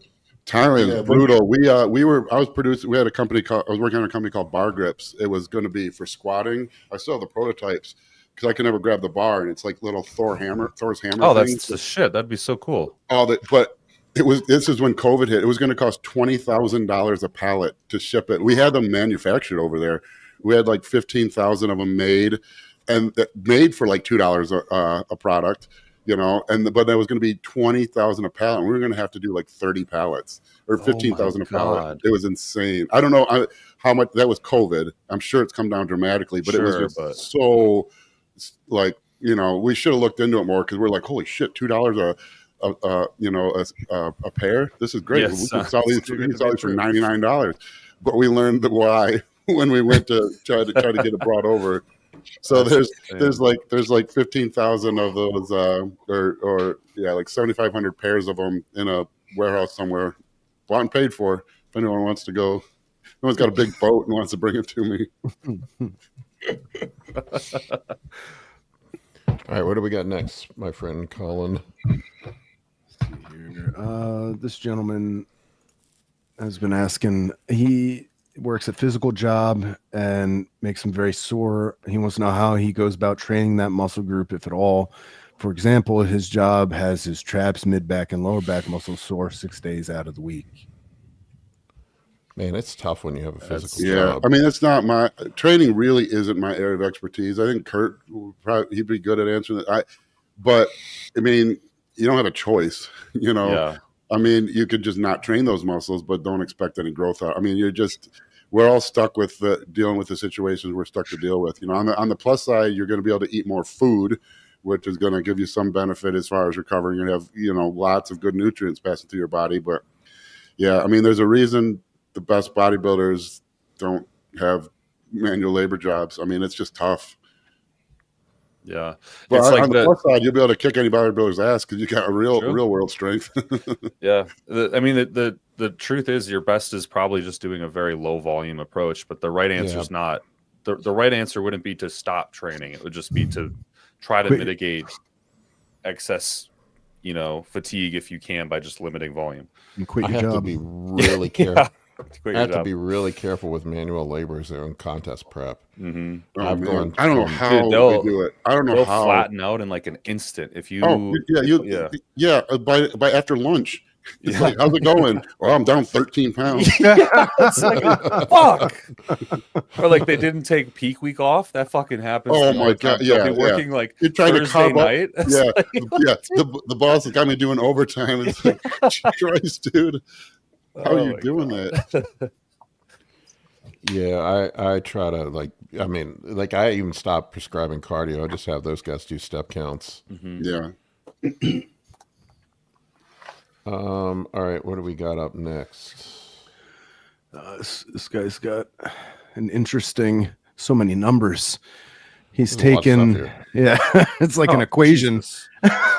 Jesus. Yeah, no shit. Your heart rate is high. That's literally what Clen does. You know, Clen stimulates the receptors in the heart that make it beat faster. You're taking by definition. Oh, you want to read it off for the audio listeners? He's taking a lot of Clen and T3 and T2. A lot. And how can I get my heart rate lowered? Well, I mean, you can take a beta blocker. Taking 80 micrograms of Clen, 50 micrograms of T3, 200 micrograms of T2, 105 milligrams of Tren, 240 milligrams of Test, 40 milligrams of Anavar daily, and his resting heart rate is about 90 beats per minute.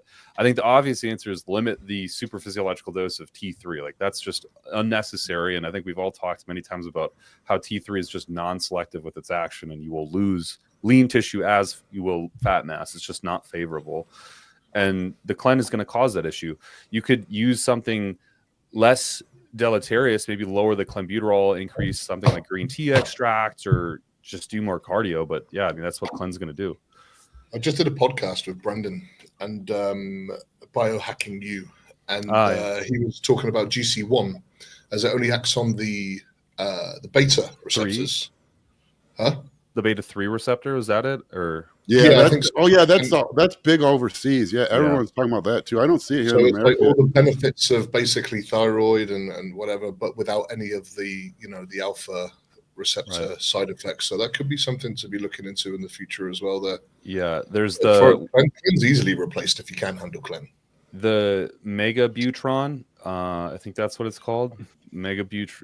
It sounds like a fucking transformer. Do you know what I'm talking about, Aaron? Melabutron. I have a client using that. It's actually really effective, and he's notoriously sensitive to things like clenbuterol. He has a very high heart rate, and that seems to, he can sleep on it, and his heart rate only goes up about 3 to 5 beats per minute instead of like the typical 15 to 20 beats per minute that it would on clenbuterol. So that also the thing I think people saying it's like entirely selective. The beta receptor, they're just too similar. Beta 1, 2, and 3. You're not going to get, just like you get beta. You know, the reason you get fat burning from cyanidin is largely because of the beta 3. The ephedrine, I think 40% of its metabolic action is non-beta 2 activation. So there's so much crossover. It's more specific for 3, but you're still going to get some crossover.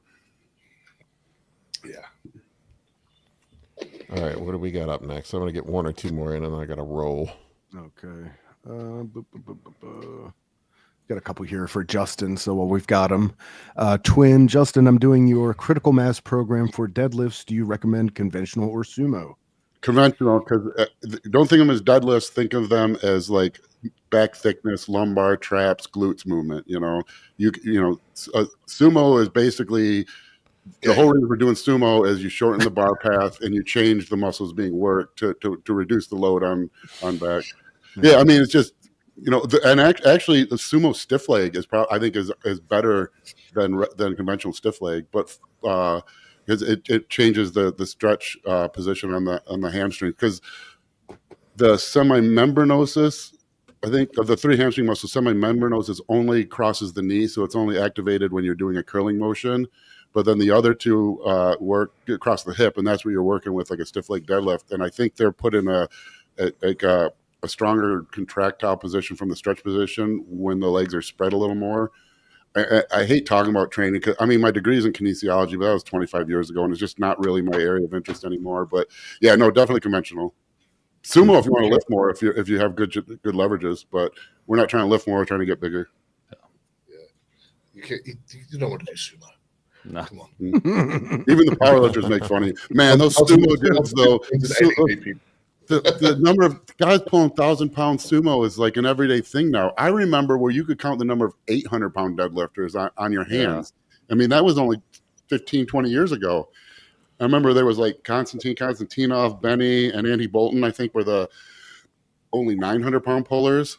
And now you got like all these sumo dudes, like Jamal B's pulling like 1,100. It's insane. It is insane. There's still something, although I completely understand like this is a ridiculous amount of weight and I would never be able to move it. But when I see someone sumo and that thing moves half an inch off the floor, it's just, doesn't it make you cringe just a little bit? Yeah, I mean, yes and no. Yes and no. If from a sport aspect, I think it's brilliant. I think it's just like the mega arched benchers. You know, you're doing a sport. You're not seeing who has the strongest chest. You're seeing it. The movement is, upper back and glutes have to remain on the bench. Bar has to pause at your chest, and you have to do a full lockout. Those are so like I mean, from a sport aspect, it's just like like in soccer, you on a penalty kick, you learn how to curve the ball, so you can curve it around. There's every sport. It's like.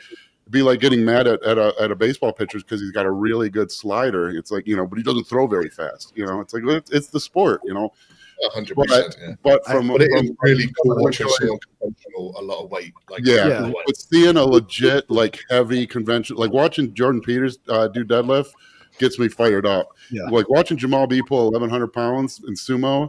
I'm like, God damn, that's a lot of weight, but I don't want to go hit I'm not trying to go run to the gym afterwards, where like you see a guy pull heavy conventional, their traps are just bursting through through their shirt. It's like, man, is it back day? I'm ready to go pull. I think Justin hit on the key difference between strength training and bodybuilding training. I think this is where a lot of young guys get themselves twisted up. Like moving weight from point A to point B doesn't always equal making you big. Yeah, it's the opposite. Powerlifting is really from the technical standpoint is entirely trying to work the muscle less, trying to get better leverages so you don't have to use as much muscle. Kai Green said it pretty well. What's that? Kai Green? Kai Green, like he put that what you're talking about there into words pretty well. I don't want to butcher it, but something to the effect of like that's the difference between moving a weight and weightlifting and bodybuilding. Like it's not about just moving the weight from here to there. However, you get it done. It's about. I think he said, that's a little. Kai took an hour and 45-minute docuseries to make that statement, but I think he said moving weights versus lifting weights. Yeah. I think he said that there's a difference. You can find it on YouTube. Something It's about grapefruits or something. I do really enjoy watching like some of these like 75, 80 kilogram Olympic lifters like do Oh a my clean God. Oh yeah. 200 kilograms above their head. Yeah. If you go back, go look at Pocket Hercules from the 90s. Hero Demas, Pocket Hercules. It's unbelievable, dude. Like he's got some type of dwarfism. He's not like there's something. I think he's like 4'11".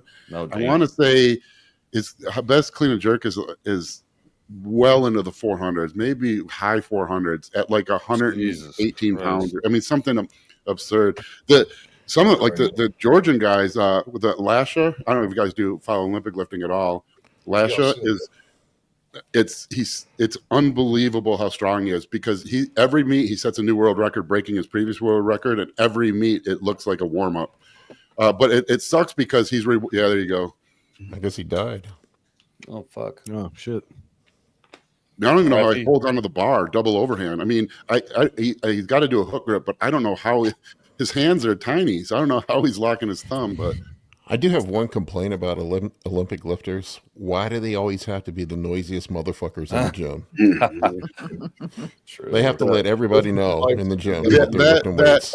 CrossFitter turned Olympic lifter brings their like 7 duffel bags. That I hate to dog people at the gym, but that is one person that I probably have some stereotypical bias against.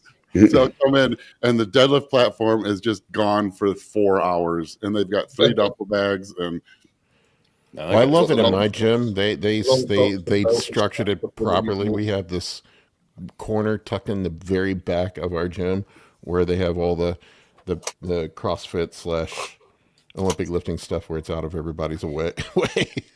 What's interesting, I think, is, most time America's a big country with a pretty large population, and so typically when a sport becomes popular, we become very we place really well worldwide, but that is not the case with Olympic lifting. Even as it's gained so much popularity through CrossFit, U.S. still does terrible in Olympic lifting. I don't think we've had a medal. I think maybe Shane Hammond medaled like silver or bronze in '96. We never medal anything in Olympic lifting. I think that's a genetic thing. We're the melting pot. We got people we got every genetic component possible. At least someone around here has got to be. But those like that. Select some of those Asians, the American Asians on the team instead. That's like the like when America won the math triathlon or what? It was all Asians. It's all Asians.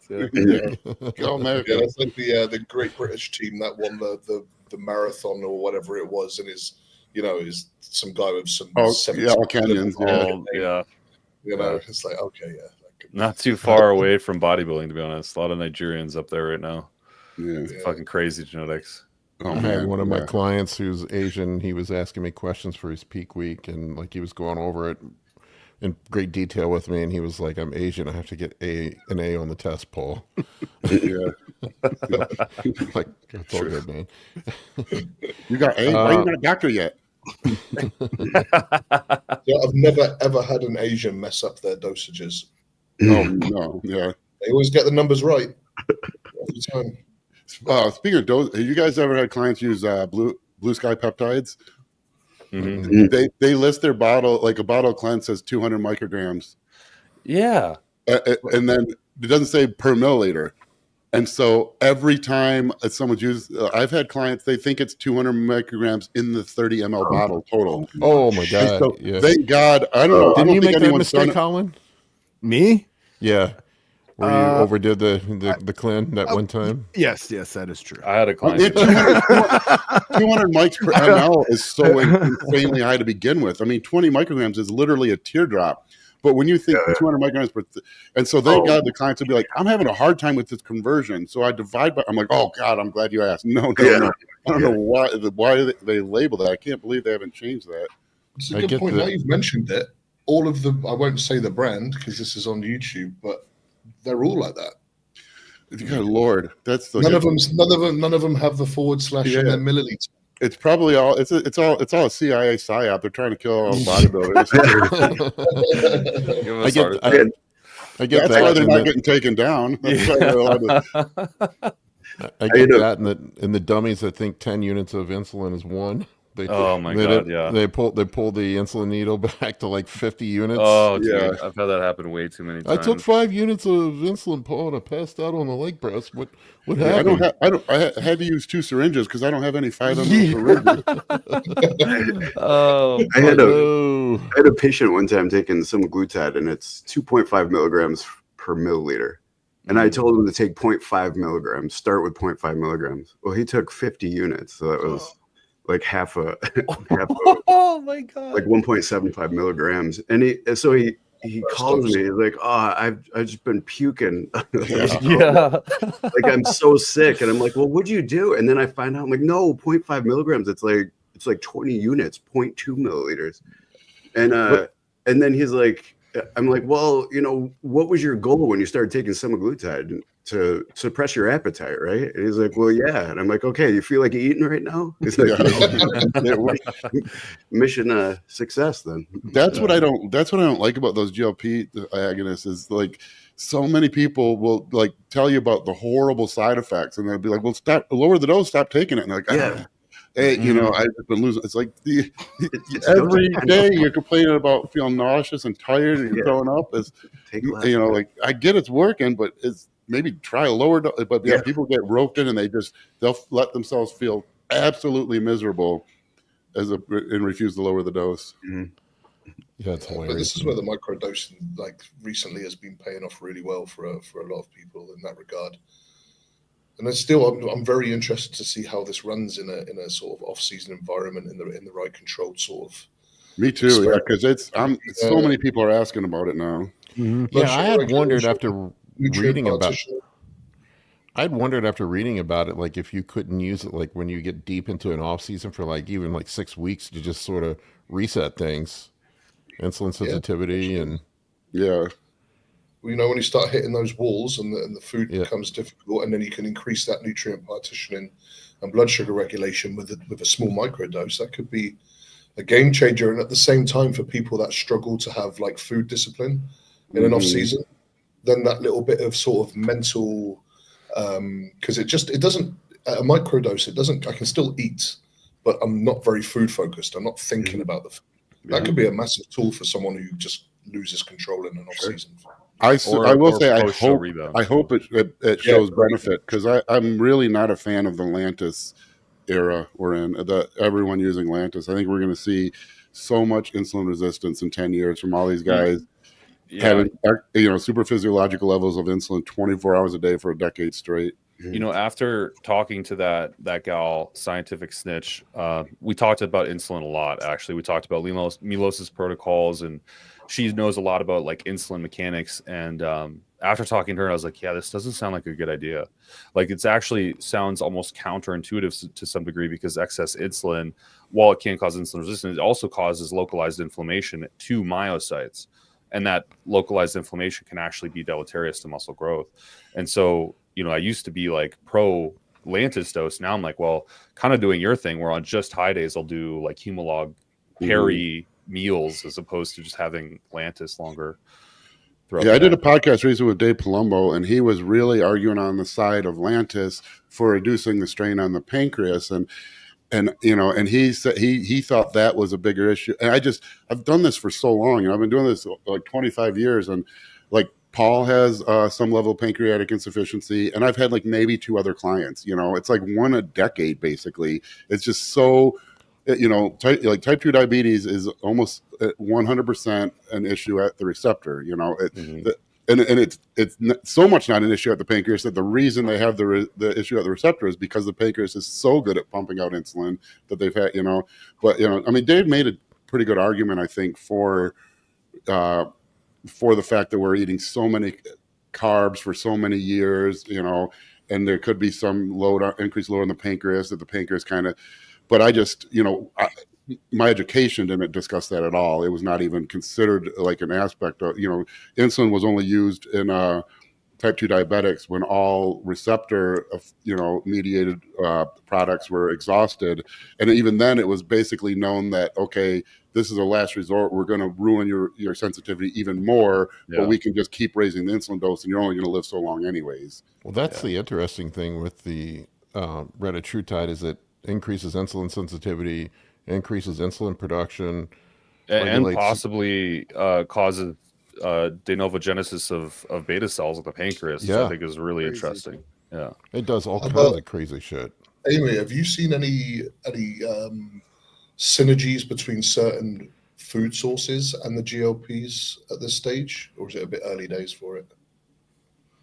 Your mic's off, Amy. She's looking all pretty trying to talk to him.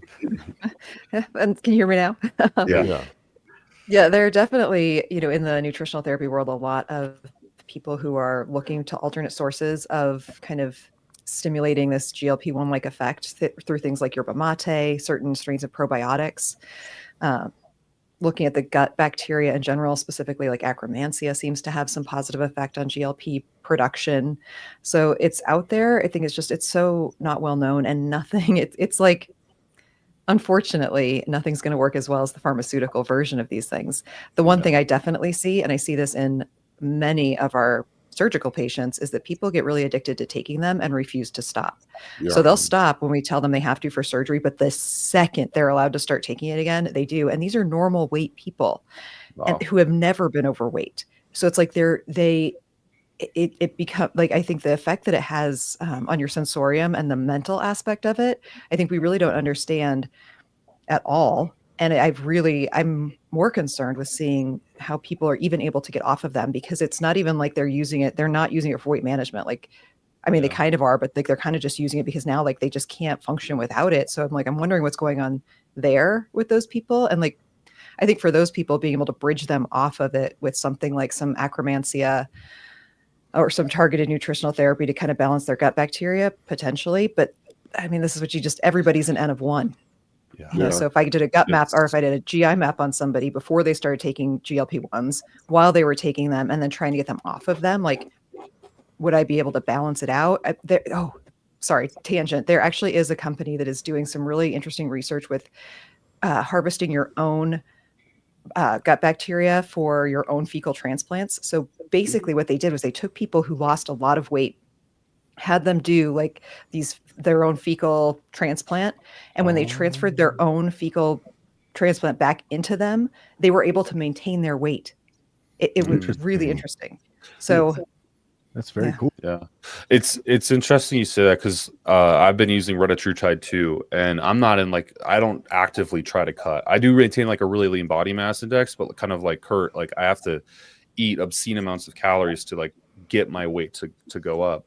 And I don't like doing that personally, because it just takes so much time and I'm not really in that scene right now. And it's tough because things like GLP-1 agonists, like they make me enjoy a day because I don't have to think about food. And that sensation of not having to feel hunger, while unnatural, is really nice. And I can see how it's like super addictive for people to go into that cycle, especially like when I'm working all day and I'm just like, oh, it's been 6 hours and I haven't eaten. And I'm like, that was great, and it's so reaffirming. It's tough. It's really tough. Well, especially when you take into account diet culture and how praised people are for not eating in the broad population. No, I know several people, not through the sport at all, completely outside of the sport, no interest in bodybuilding, don't even lift weights, who are overweight their whole life, who've had a ton of success with GLP agonists, are now down to even below normal weight, and feel miserable. Constantly complain about low energy, nausea, but will refuse to even lower the dose. And it's like a weird thing. And you try to tell them, it's like, look, you go back to 0.25. You're underweight now. It's not, you're not going to be 250 pounds again in a week. There's you can even see it if 0.25 is not working. But every day you complain about how miserable you feel. I don't want to gain the weight back. Yeah. Well, and this is the other thing we truly don't know. Is there a fundamental long-term downregulation effect by taking these medications long-term? So that then if somebody was to come off of them, or even to lower the dose, that not only would they no longer feel the effect, but they physiologically would be unable to actually upregulate their own natural production. ever again. We just don't That's know. a scary thought. That's a scary Well, that's thought. the similar argument with the similar consideration with the Lantus. Mhm. Like with testosterone. I mean, anything is what kind of timelines have you seen there? Have you seen any common timelines of like consistent use that's caused the insulin resistance? Well, that's the problem. The Lantus craze has been several years, and type 2 diabetes develops over years, so we're not going to know. I think it's, there's a very non-zero probability we're going to get 10 years from now and have a whole slew of, fitness enthusiasts who are now full-blown type 2 diabetes, essentially probably to the level of uncontrolled by, non-insulin drugs, where metformin doesn't do anything. I don't know, but no one knows, there's just this, like, where you have people with normal insulin sensitivity, normal blood sugar levels using Lantus daily for we don't have data on it. It's only been a couple of years since it really took off. I mean, Lantus I feel like it had a little bit of a phase maybe 8 years ago, like 2017, it seemed like, and then it kind of fizzled out, but it seems like now it's like standard. Everyone does, 20 days of Lantus before bed. I like your process of just limiting the insulin to high days. Yeah, I just feel like, you don't know. It's the same thing as like if we're eating more and stronger, we have no choice but to build muscle. If we have a diet and we know the diet works and we know a high day will work without insulin and we add a little bit of insulin, we know it's going to work better, and probably not ruin your insulin sensitivity. Is it probable that that's the most effective way possible? I don't, maybe not, but we know it works. We know it's more effective than not doing it. And the risk for completely destroying your, insulin sensitivity is very low. I've been playing around with my clients of pulling the low days down really low, some people 0 carbs, and then getting a little more aggressive with the high days. Sometimes I'll even have guys take metformin on their low days. Yeah. And it seems to really keep it. What's that? Just to like super deplete everything. Yeah, I've been doing that. I really like it. I hate the dogma in bodybuilding because there's so many things that I'm pretty confident would be more effective that you just can't implement like that. It's really hard to convince a person that they're going to grow better by eating less, and it's like, it's for a reason. It allows us to push the high day more. And we all know how rapidly you can progress under certain situations with very high calories where you're depleted. Like coming out of a contest, everyone knows you can add fullness and roundness and strength and size very quickly after a long, hard diet. And that's largely the reason. So if we can get some mini level of that every week, it's like, because the high days are storage days. The more calories than we burn. We're hoping all those extra calories get stored as glycogen, but it's very likely some of them get stored as fat. So we don't have any day during the week where we're depleting and potentially losing that fat. Body fat starts to build up, and really, like I keep saying, we all try to get big and we want to build muscle, but if you're competing, the sport of bodybuilding is much more a body fat sport than a muscle sport. There's only a handful of true mass monsters. And you go to any state show and it's no one's winning the show on mass. It's if anyone's in shape, they win the show. And it's very rare that anyone's in actual contest shape at a state show. Yep, that is. That's a good argument as well for the growing and prep as well. Yeah. Those hard swing carb cycles seem to be proven to be having people grow throughout. Oh yeah, for sure. Yeah. I started my USAs. I was 262 at startup prep. I mean, that was after like 8 weeks of TRT. But I was 262 at the start, and going into peak week, I was like 266. I had the same thing happen. You saw my prep this year. I ended prep the exact same weight as I started. Mm-hmm. Yeah. I had a client named Andrew who just did that too, and it was the same technique, where it was heavy low days, but the high days were also heavy-handed. Yeah, I know Steve does it. I think I even talked to Roman. I think Roman was actually fasting on his low day. He was doing 1 day a week where he was just fasting. I can't imagine him doing that. Maybe I can. He does extreme everything. That's it makes the 2,000 gram high days make more sense. All right, guys, I got to wrap this up. I appreciate you, and thank you, folks, for watching. We will catch you next week, and thank you for all your support. Thanks, everyone.